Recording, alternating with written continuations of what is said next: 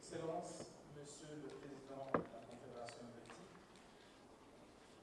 Excellences, Messieurs les ministres. Je vous remercie. Merci beaucoup, Mesdames et Messieurs. Merci d'être venus aujourd'hui à cette rencontre pour le point de presse. Effectivement, cela a été dit pour mon cinquième jour, le cinquième jour de cette visite présidentielle suisse en République démocratique du Congo. Et rien que cela, je crois, nous souhaitons avec cela souligner l'importance que nous accordons aux relations entre la Suisse et la République démocratique du Congo. Aujourd'hui à Goma, hier et avant-hier à Bukavu et auparavant à Kinshasa, évidemment. Et comme vous le savez, nous avons commencé à Kinshasa avec de nombreuses questions bilatérales et internationales que j'ai pu aborder à plusieurs reprises dans une excellente atmosphère, dans un échange de très haute qualité avec son Excellence Félix-Antoine Tshisekedi Tshilombo. C'était vraiment l'occasion, après notre rencontre à Davos en janvier de cette année, de poursuivre, de continuer les réflexions et les discussions ensemble. On a évidemment, vous l'imaginez bien, parlé de beaucoup de choses, des relations bilatérales, de la présence de la Suisse en RDC depuis longtemps, avec la présence en termes d'aide humanitaire, d'aide au développement et aussi pour la consolidation de la paix. Et nous avons beaucoup parlé, bien sûr, de la situation dans l'Est de la RDC et des différents domaines de collaboration.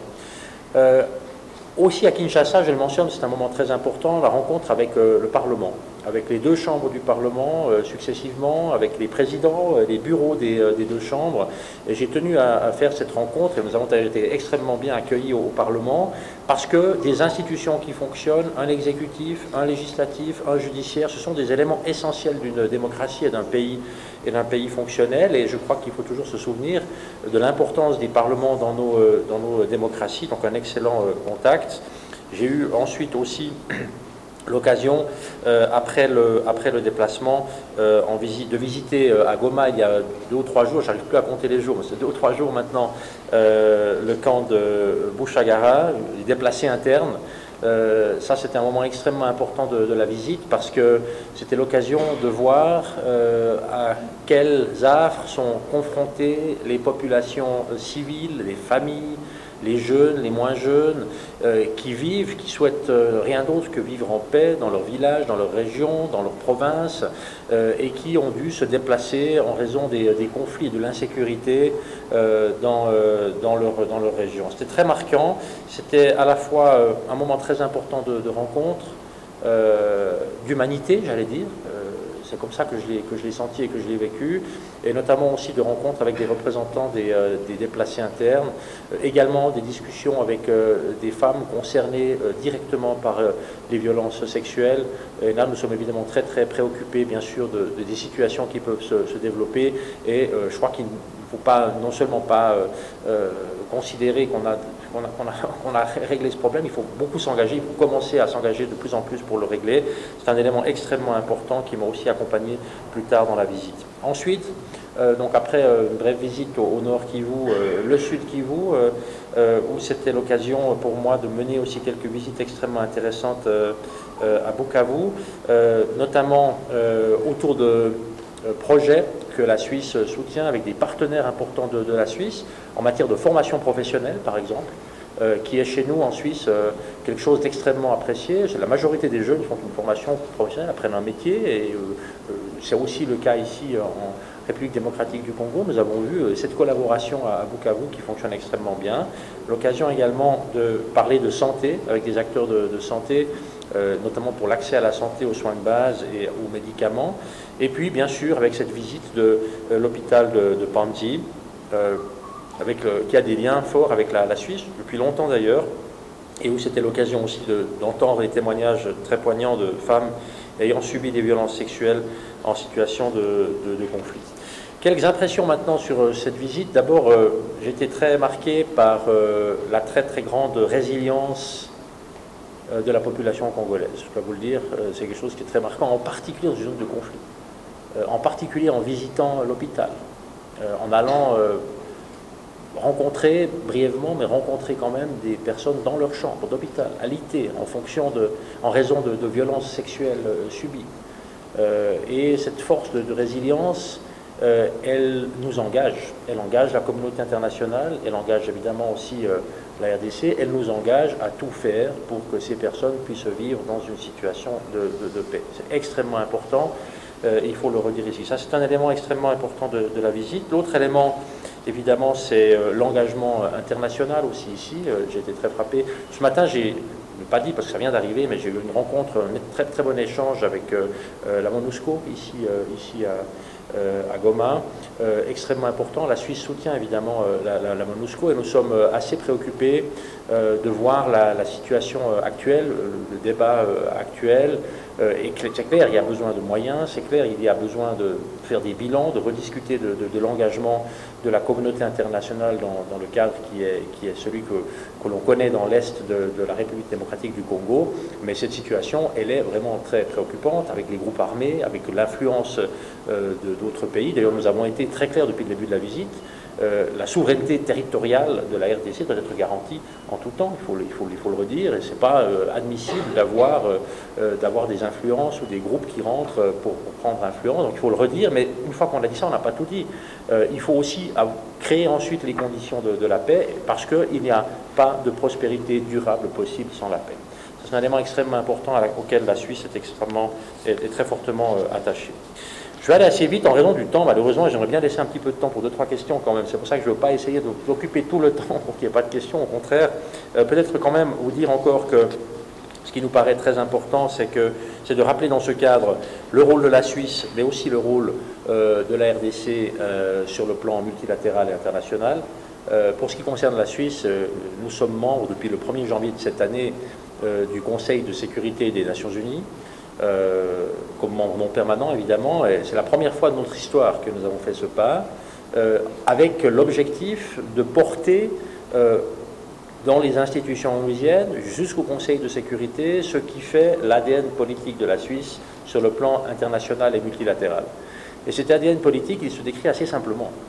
C'est un engagement fort pour la médiation, un engagement fort pour le dialogue, pour la paix, pour le droit humanitaire. Comme vous le savez, Genève, ville importante en Suisse, est dépositaire des conventions de Genève.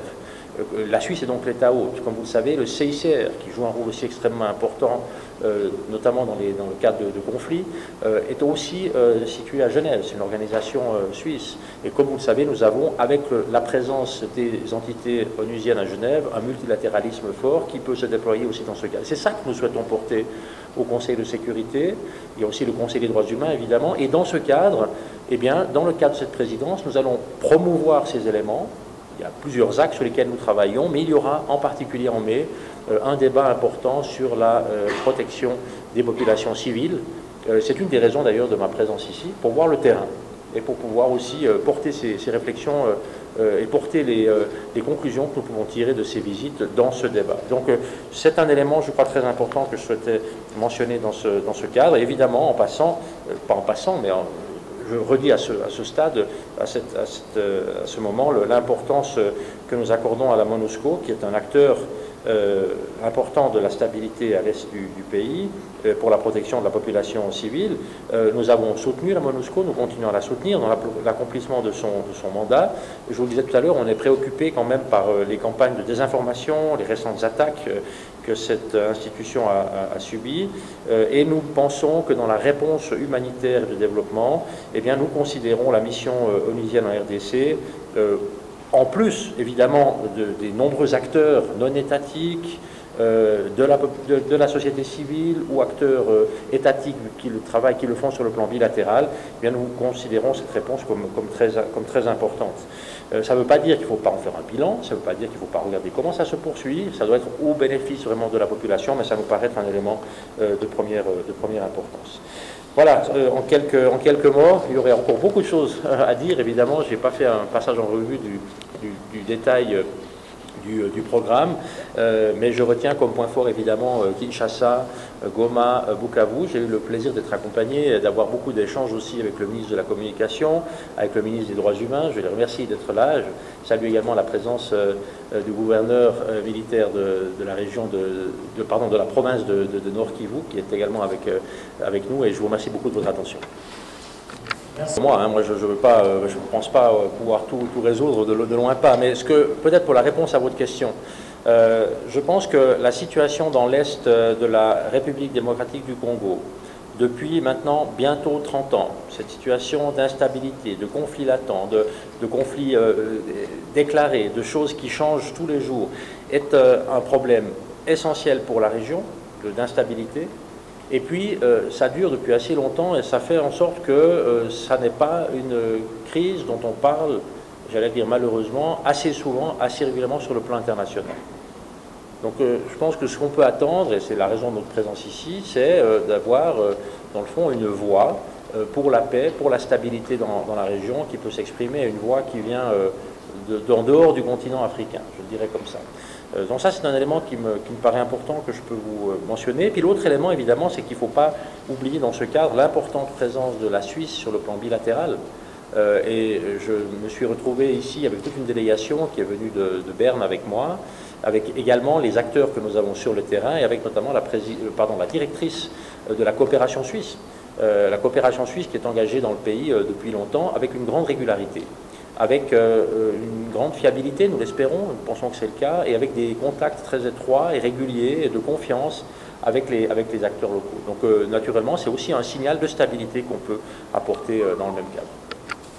Est-ce que c'est un message que vous allez porter au niveau du Conseil des Nations Unies pour voir ces gens retourner, où il y a une action concrète que la Suisse va faire pour les cas de retour, s'il y a un retour? Quelle peut être la contribution suisse à ces... Les conditions d'un retour, et j'ai entendu qu'il y avait certains cas dans lesquels c'était possible et que c'était en tout cas souhaité pour celles et ceux qui sont concernés, les conditions d'un retour, c'est la fin de l'instabilité et du conflit. Les conditions d'un retour, je pense, c'est la paix, c'est d'avoir une situation stable. Et c'est ça qu'il faut faire. On ne peut pas, je comprends bien d'ailleurs, c'est pas imaginable d'avoir des personnes qui ont dû se déplacer pour fuir des combats, y retourner alors que les combats font rage. Et ce, dans une diversité de formes et d'évolutions. J'étais très frappé par cet élément qui rend la crise tellement complexe ici. Ça change tous les jours. Une crise n'est jamais simple. Mais alors, celle-là, elle m'a l'air d'être beaucoup plus complexe que tout ce qu'on peut voir par ailleurs. Et donc, les conditions, c'est d'abord d'avoir la stabilité et la paix, et ensuite d'envisager les retours. Mais je peux imaginer que c'est ce que souhaitent évidemment les personnes qui sont directement concernées. Et je peux imaginer aussi, mais moi je n'ai pas de commentaire à faire sur la politique intérieure de la République démocratique du Congo, mais je peux imaginer aussi que c'est aussi d'intérêt pour le pays que le territoire soit occupé par une population qui vit paisiblement et qui peut penser à se développer et à avoir une vie qui se déroule dans de bonnes conditions. Donc les conditions pour que ça puisse se produire, eh bien, c'est de mettre fin à l'instabilité, d'où cette grande importance de l'action de l'ensemble des acteurs, évidemment étatiques, évidemment aussi de la société civile, et pas seulement des acteurs nationaux, mais aussi des acteurs internationaux qui sont engagés pour ça, et c'est notamment ce que fait la Suisse. Nous voulons remercier pour l'honneur qui vous a été fait.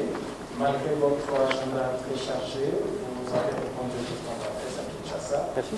Quand vous êtes ici, et je vois avec eux, cette activité sur le point de presse est la toute dernière activité, du moins pour cette première visite du président de la Confédération suisse en République. Avec la culture. Pour toutes les autres questions, il y a un bureau de la coopération suisse ici à Goma, mais aussi un bureau pays à Bukavu. Vous pouvez donc vous adresser à ces deux partenaires. Merci beaucoup, Monsieur le Président, et bon voyage. Merci beaucoup.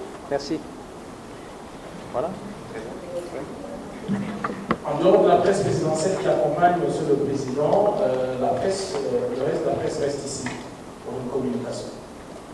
Seule la presse présidentielle autorise et d'autoriser à accompagner Monsieur le Président.